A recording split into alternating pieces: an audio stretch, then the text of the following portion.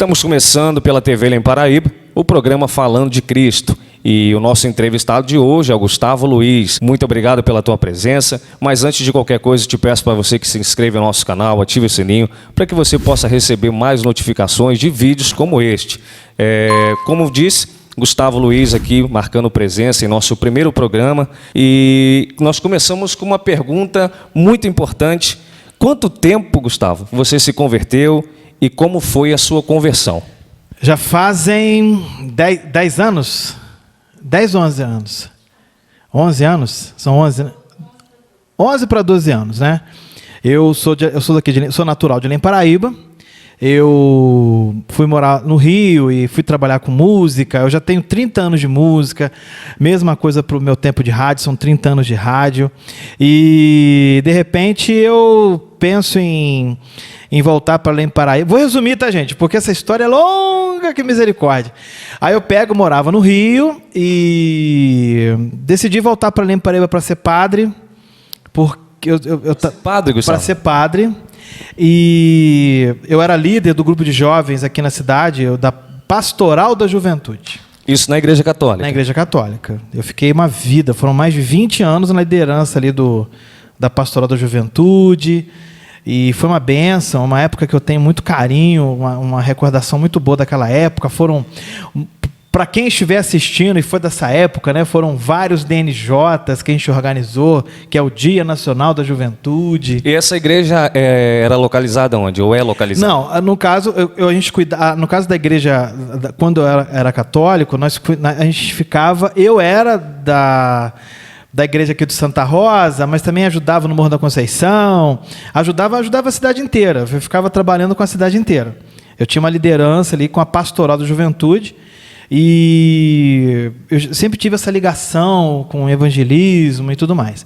Mas eu ficava dividido entre Lem Paraíba e Rio de Janeiro. Acaba que uma época, eu morando no Rio, decido retornar para Lem Paraíba para ser padre. E chego aqui, acabo me convertendo. E fui para a igreja do Pastor Plínio. Eu fui num culto ali da igreja do Pastor Plínio, aonde ali eu fui, eu senti de dar uma mudança na minha vida e tô lá, sou membro da Igreja Batista em renovação espiritual até hoje, entendeu? Em resumo foi isso. A história é longa pra caramba, misericórdia, mas em resumo foi isso aí. Uma conversão bonita, né, Gustavo? Amém. E o que te levou a se tornar evangélico? O que te levou à conversão?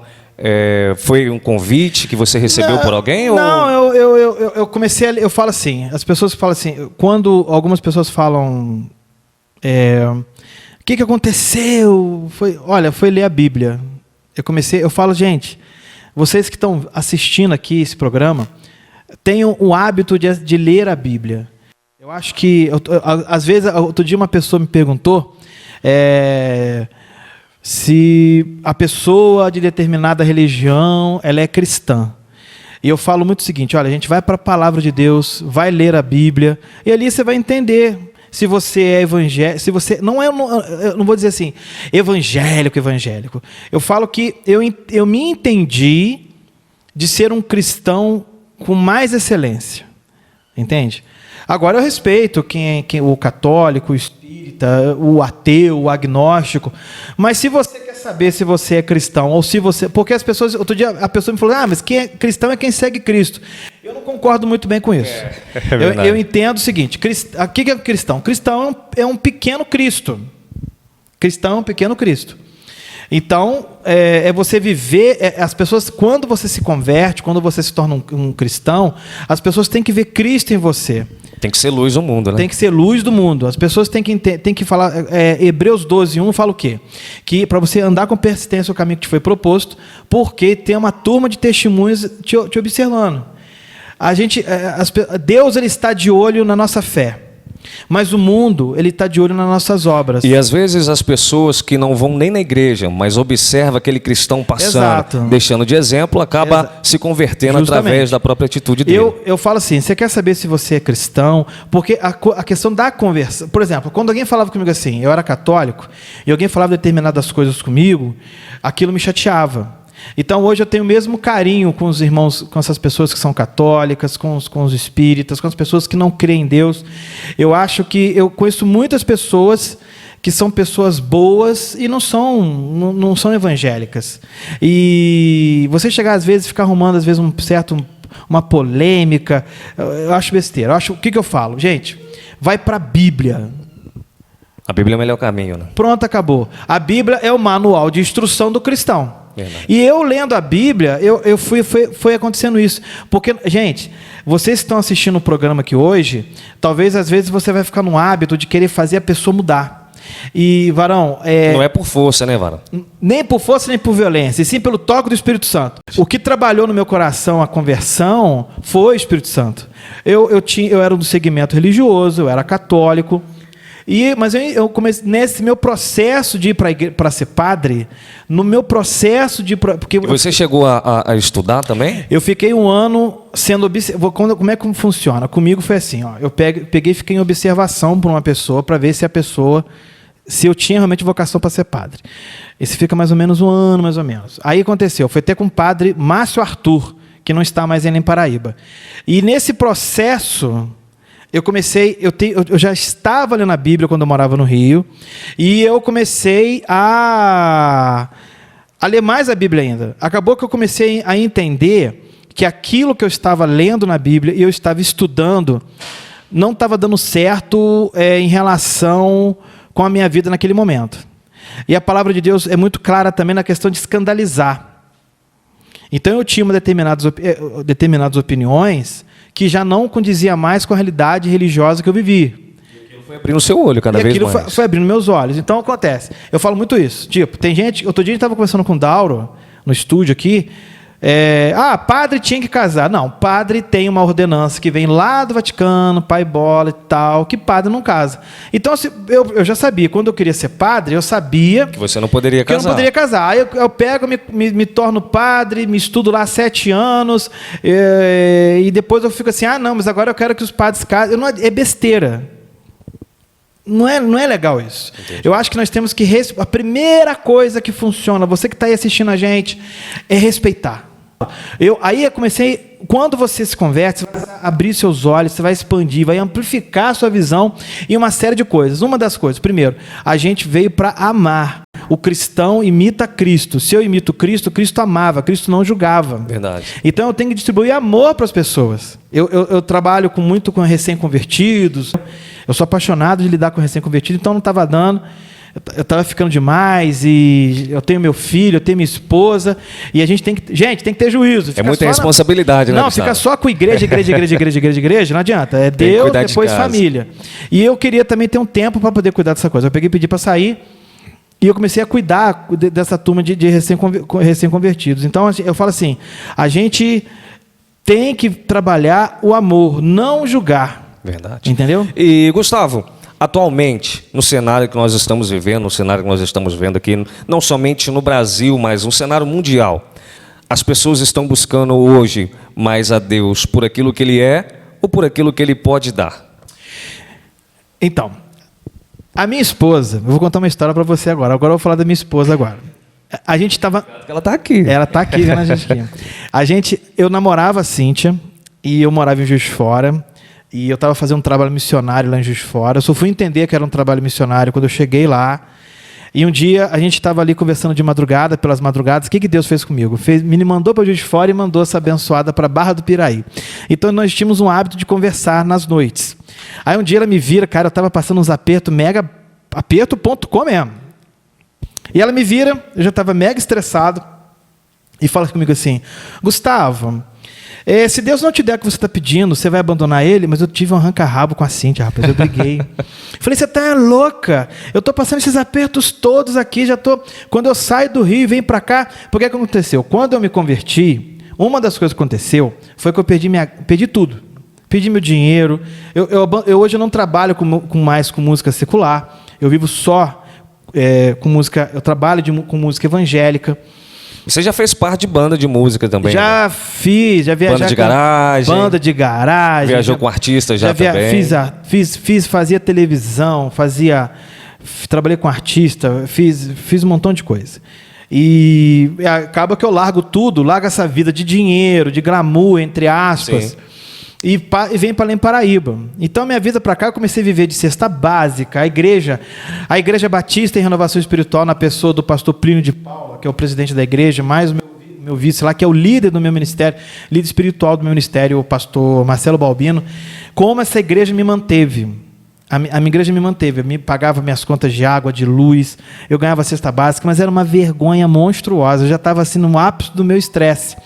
E eu estava com um programa muito bom aqui, com uma audiência muito top, que graças a Deus voltou também com a mesma audiência, glória a Deus por isso, que é o Força G. Deus mandou entregar e mandou para Juiz de Fora, eu passei muito aperto em Juiz de Fora. Aí essa abençoada me vira e fala comigo assim, mas se Deus não te der o que você está pedindo, você vai abandonar ele?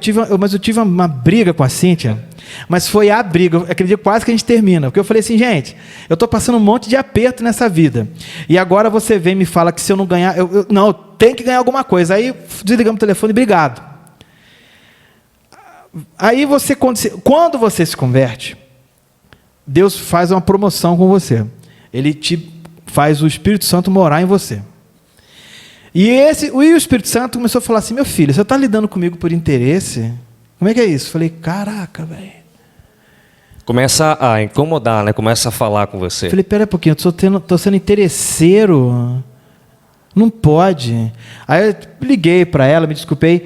A minha esposa, eu vou falar para vocês aqui hoje, eu falo muito isso, mas eu vou falar, eu tenho que honrar essa mulher. Foi a minha esposa que me fez entender o sentido da adoração. Entendeu? A Bíblia diz que a mulher sábia edifica a casa. Não, mas e eu vou te falar, para quem não sabe, minha esposa, ela é 22 anos, né, Cíntia? 26 anos mais nova que eu, entendeu? Eu tenho 47, ela tem 21. E ela é muito sábia, ela tem uns flashes, assim, umas sacadas que me arrebenta. Ela tipo quase que um evangelho ambulante, porque ela me confronta. Evangelho é confrontador. Não crê em evangelho que de pisa em ovos. É verdade. Esse negócio de ficar pisando muito em ovos não rola. Porém, com sabedoria. Tem que ser sábio, né? Tem que ser sábio. Tem que ser temperado, como diz a palavra de Deus. Não pode ser sem sal, mas também não pode salgar demais. Ela me fez... Eu com 10 anos, eu tava já com alguns anos de convertido, mas ela que me deu o sentido da adoração. Eu fui entender a adoração. As pessoas hoje, elas têm esse hábito de interesse com Deus. É uma coisa que a gente tem que questionar, porque eu já lidei com muitas pessoas... E ainda algumas pessoas ainda tentam isso, mas eu estou mais esperto, de se aproximar de mim por interesse. E eu tenho até uma história em cima do meu namoro e do meu casamento com essa mulher, em cima dessa história também. Mas isso é uma outra história. Outro dia, a gente conta do dia. Eu volto aqui, se Deus quiser. Então, acontece. As pessoas, elas estão... É muito ruim você lidar com pessoas que lidam com você por interesse. Eu fico muito triste. Bom, se a gente fica muito triste, imagina como Deus se sente. Fica. Então, a primeira coisa que... Pensa, um exemplo. Você é amigo de um ator famoso. Você fica todo mitidão, né? Caraca, eu sou amigo daquele cara, bicho, pô, que legal. E as pessoas querem chegar perto de você porque você é amigo. Eu acho que essa é a parada que a gente tem que ter com Deus. É ficar orgulhoso dele estar do nosso lado sempre. E vamos falar assim, honestamente. Sim. Eu não tenho... Quando eu me casei com a Cíntia, hoje não mudou muita coisa, não. Mas a gente estava sem nada, velho. Essa mulher ficou comigo, cismou de ficar comigo, é louca, sei lá, que ela arrumou na cabeça, bateu com a cabeça na pia. Ela queria só ficar comigo, ela queria me namorar, ela queria ficar comigo, e até hoje é assim, graças a Deus. E eu vi que a Cíntia viu que eu não tinha nada para oferecer para ela, mas queria ficar perto de mim. É a parada com Deus. É sim Deus conosco. Nós não temos nada de bom para oferecer. Gente, é isso aí. E aí, de vez em quando vai acontecer as bênçãos. Porque você vai plantar relacionamento com Deus e ele... Aquilo que você planta, você colhe, né? Você vai colher, Gálatas 6,7. Tanto para o bem como para o mal. Quanto para o mal. E na parte A do versículo, e ali em Gálatas, fala o quê? Que com Deus não se brinca. Então, quando você leva o seu relacionamento com Deus de uma forma séria, você está plantando seriedade, você está plantando um relacionamento com Deus, a tendência é que você colha frutos dessa história. Então, você tem uma amizade com a pessoa, eu te conheço pouco. Hoje é meio estranho eu ir dormir na tua casa ou você ir dormir na minha casa. Mas com o tempo de relacionamento que eu tenho com você, essa amizade vai fortalecendo, as coisas ficam naturais. confiança. Tem casos de amizade aí que pessoas têm até a chave da casa do outro. Verdade. E esse tipo de relacionamento, ele vai acontecer com isso que a gente está fazendo, conversar. Não entendi, Gustavo. O que é conversar? Orar. Conversar com Deus. Conversar com Deus. Exatamente. E aí, você vai só entender essa questão de interesse e de ter um relacionamento de amizade com Deus nessa questão. E automaticamente você vai adorar Ele no seu viver. Você vai adorar no seu jeito de andar, no seu jeito de se vestir, no seu jeito de falar, na sua forma de relacionar com as coisas. Entende? Aí você vai estar adorando. Porque o adorador, eu entendo o adorador, ele é um adorador por excelência. A gente tem é uma coisa que você vai viver todo dia. Não é só ficar ali, sabe? O culto começa em casa, né, Gustavo? Começa em casa, gente, nós somos a igreja. Nós somos a igreja. Nós somos o templo. E se nós não entendermos que o culto começa dentro da nossa casa, a gente vai para a igreja e adora a Deus de qualquer jeito, sendo que está tudo ruim dentro de casa. Eu creio que esse quadro mude com a questão de você orar. Gente, eu falo que é leitura bíblica, é oração, é igreja. E com isso você vai entendendo as coisas. Que não adianta, as pessoas. Eu só fui entender essas coisas com o puxão de orelha da minha esposa. Entendeu? E a tua experiência, né, nesse tempo todo de caminhada que você já tem, com tudo isso que você já vivenciou, com tudo isso que você vê dentro da tua igreja, hoje você pode falar assim: essa experiência que eu tive com Jesus marcou minha vida. Você tem uma experiência com Jesus que te marcou assim, Cara, eu tenho nesse tempo de caminhada? Várias. Nosso Deus. Mas qual é a que mais te marcou assim? Creio que eu são vou fazer, várias. vou falar de duas que foram muitos. Vou falar aqui de duas. Vou falar de duas aqui.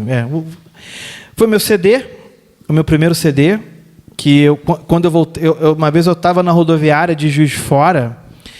E uma senhora me profetizou para mim em línguas, eu não entendi nada daquilo. Eu falei, essa mulher tá maluca, tá bêbada. E eu até zoei com ela. E ela falou comigo da minha vida que seria no futuro. E depois eu estava desembarcando no aeroporto Santos Dumont. E uma senhora falou a mesma coisa para mim lá no aeroporto Santos Dumont. E acabou que falou também do meu CD. Eu falei, vai ser impossível gravar um CD aqui em Paraíba, porque eu não tenho dinheiro. Eu gravava CD no Rio, não é barato. Você morava no Rio de Janeiro? Eu morava no Rio, morei no Rio 10 anos, me adaptei muito bem. Mas você é nascido aqui em Paraíba? Eu sou paraibano. Vamos colocar um paraibano da Gema, não um carioca da Gema. Mas eu morei no Rio, sou apaixonado pelo Rio de Janeiro. Eu só voltei para cá mesmo porque Deus queria. Deus me trouxe para cá para que eu tivesse o meu filho e me casasse com a Cíntia e transformasse minha vida em um montão de coisa.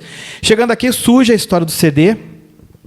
O CD ficou bastante caro, ficou em R$37 mil mais ou menos. E eu não gastei nada. O CD é tão caro assim? É bem mais que isso. São bem né? bastante... Nós que seguimos do jeito que ficou o meu primeiro CD, que ficou muito bom. Sempre pode ficar melhor, mas ficou muito bom. Não, inclusive, muitas pessoas falam que a sua voz é uma das mais bonitas, não somente de Belém Paraíba e da região aí. Obrigado. Eu fico feliz. Hoje, essa voz só trabalha para Jesus hoje. Graças a Deus. Graças a Deus. Mas você paga os seus preços, né? Então você fala daquela vida que eu tinha no Rio, uma vida com uma certa prosperidade financeira, um certo glamour, e eu volto para Belém Paraíba viver de cesta básica, viver de igreja pagando minha conta d'água, minha conta de luz, que é uma coisa... Gente, ficar sem dignidade é muito ruim. Você que de repente está vendo aí, aguenta as pontas que a sua Lodebar está acabando, entendeu?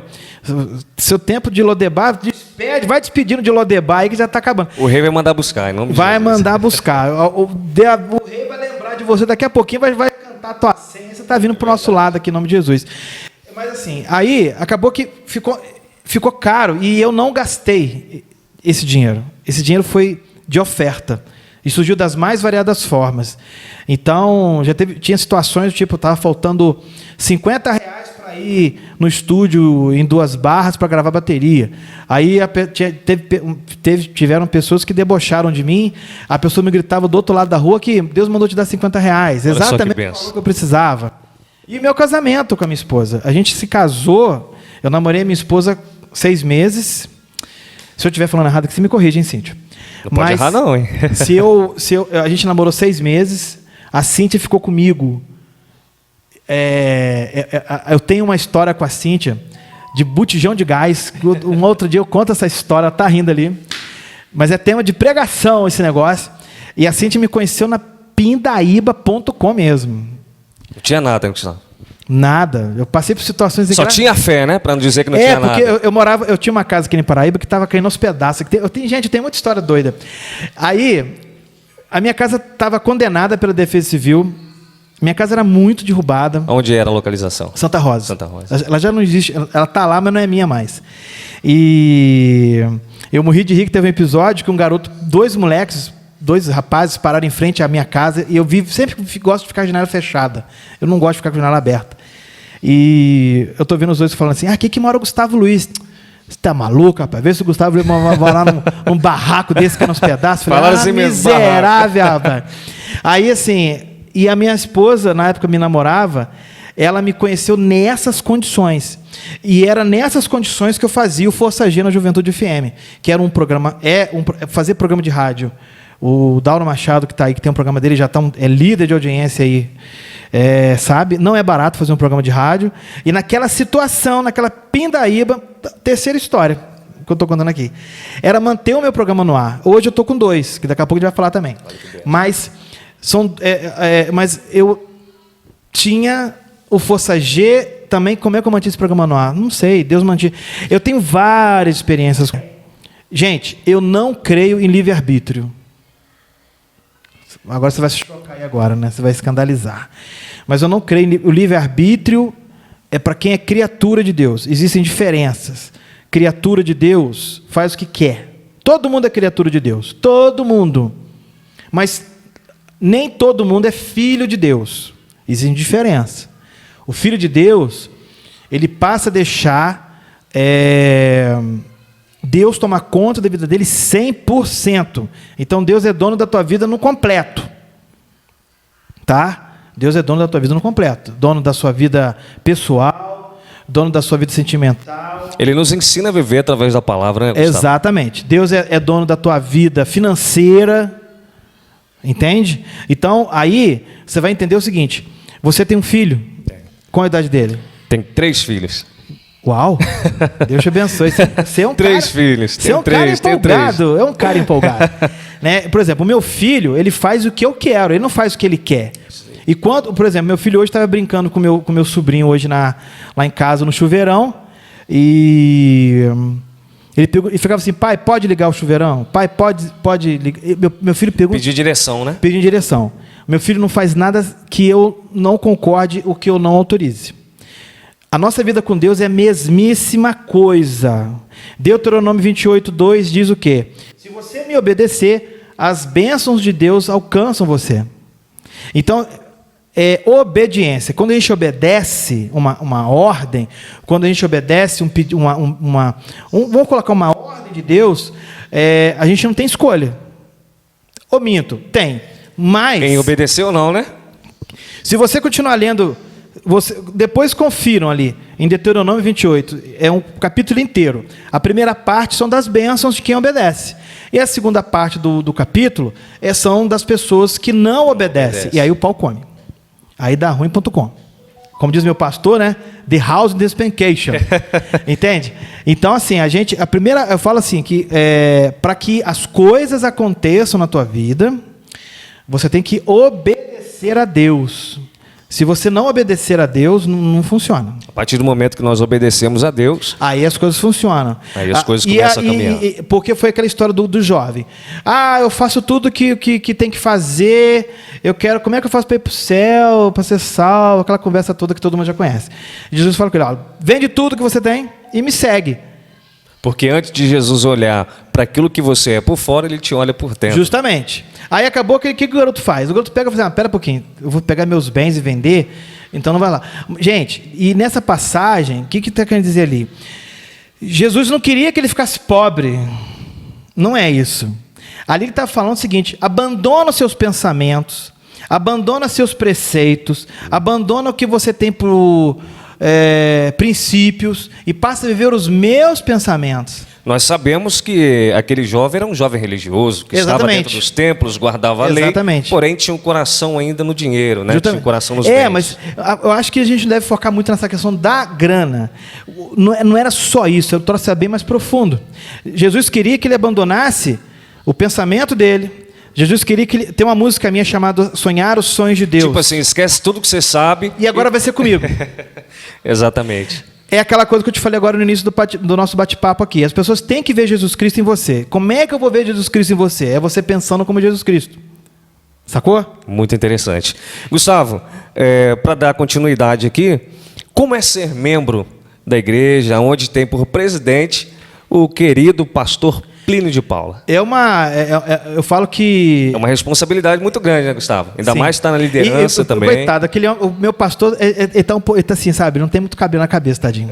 Ele vai me bater depois. Mas eu acho que eu colaborei com alguns fios daquele cabelo branco cair, porque ter uma ovelha como o Gustavo Luiz não é fácil, não. Mas o meu pastor, ele é um exemplo, é uma referência que eu tenho como pastor aqui na cidade. Conheço muitos pastores aqui na cidade. Eu não congrego lá na Igreja Batista, mas para mim, que sou cristão, também ele é uma referência. Não somente para mim, mas para todos os jovens. Eu creio que para todos os cristãos, não somente de Além Paraíba, mas da região, ele é uma referência muito grande. Eu tenho dois pastores, eu conheço muitos pastores aqui na cidade. E são pastores abençoados, são pessoas boas. Mas as minhas referências que eu tenho aqui em Paraíba, para mim, é o pastor Abimael Barbosa, da Igreja Assembleia de Deus. Inclusive vai estar conosco aqui amanhã no programa. E tem também o pastor... Eu lidei no Rio, eu morei no Rio, e lidava com pessoas endinheiradas, conhecido isso, né? Pessoas que são endinheiradas eram tristes.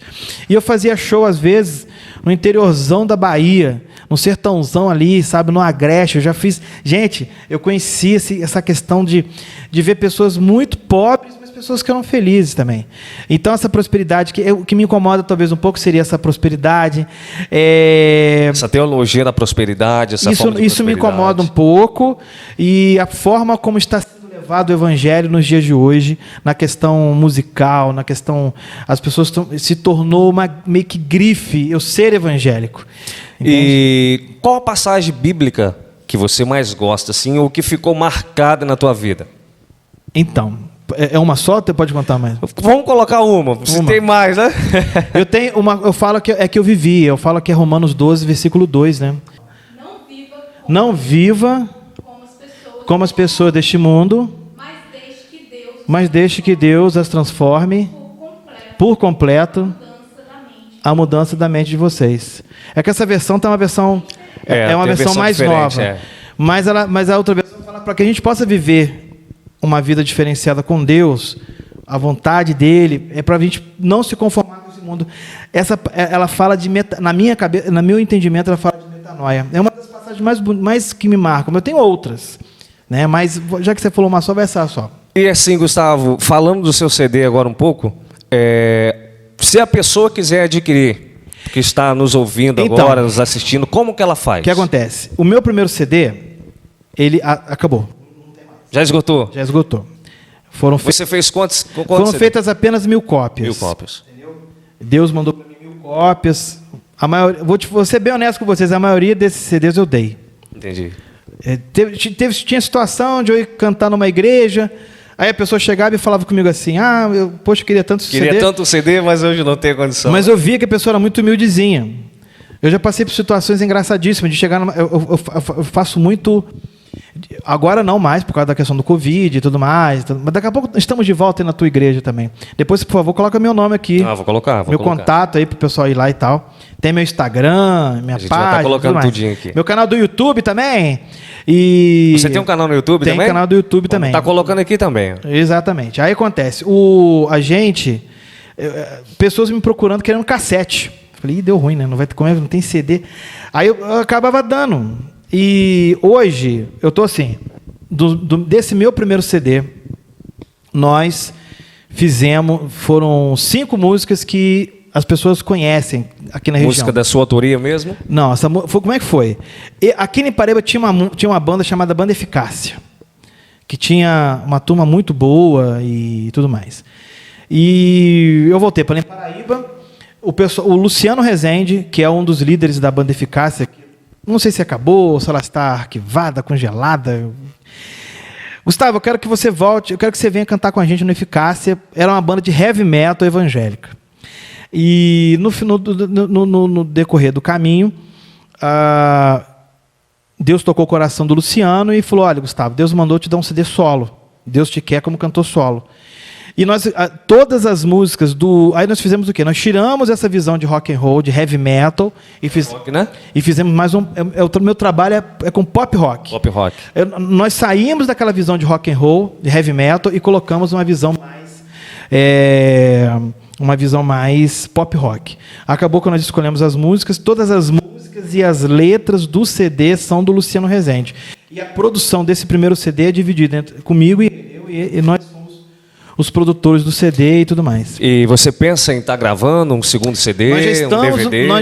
Então, né?